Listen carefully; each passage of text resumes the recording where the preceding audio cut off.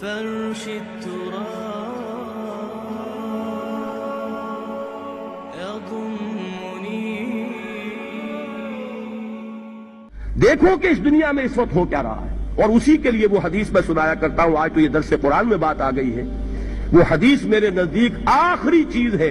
اس کے بعد بھی اگر آنکھ نہیں کھلتی کسی انسان کی تو میں نہیں سمجھتا کہ وہ اپنے گرد اس نے جو یہ فلا تزکوا انفسکم، اس نے جو اپنے گرد تزکیہ نفس کا ایک مصنوعی حالہ بنا لیا ہے، کبھی بھی وہ اس حالے سے نکل سکے گا اگر اس حدیث سے بھی آنکھ نہ کھلی.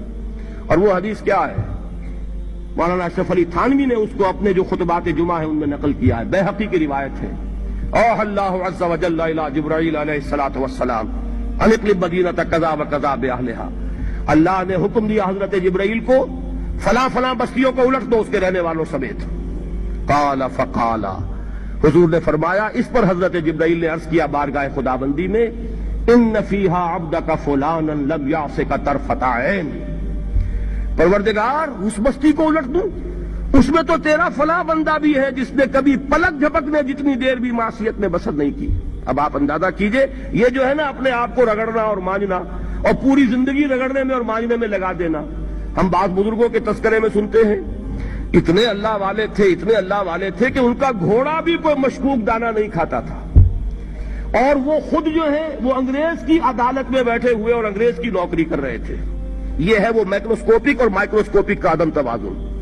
طاغوت کی چاکری کر رہے ہیں، انگریز کی ملازمت کر رہے ہیں، انگریز کے قانون کی تنفیذ کے اندر اعلی کار بن رہے ہیں، لیکن ذاتی تقوی اور ذاتی نیکی اور ذاتی للہیت جو ہے اس کا معیار یہ ہے کہ ان کا گھوڑا بھی مشکوک چارہ اور مشکوک کھانا نہیں کھا سکتا.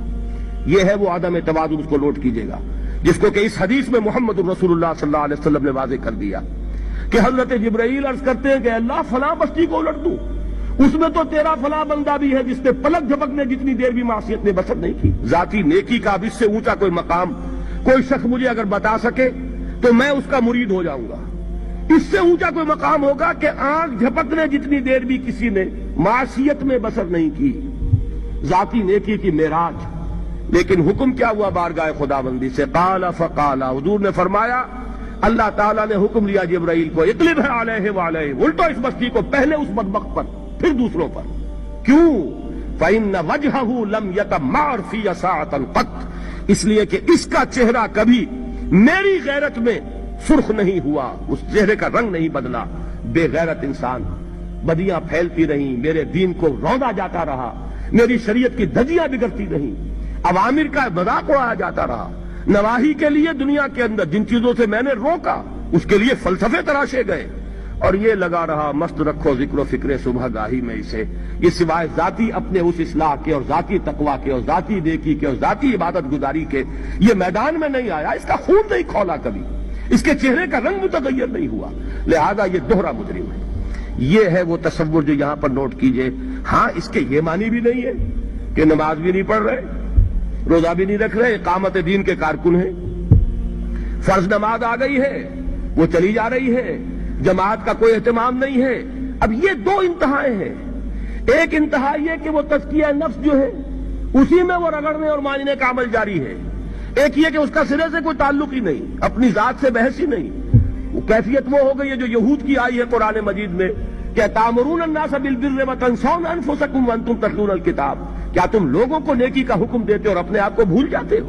یہ دوسری انتہا ہے.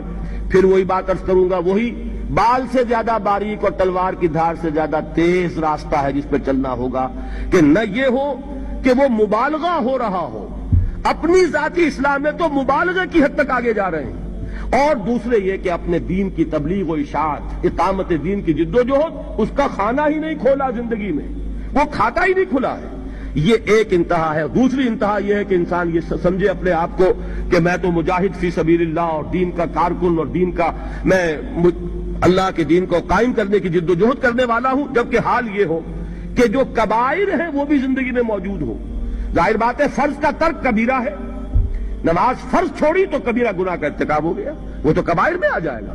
فرائض کا ترک کر دینا کبیرہ گناہ شمار ہوگا.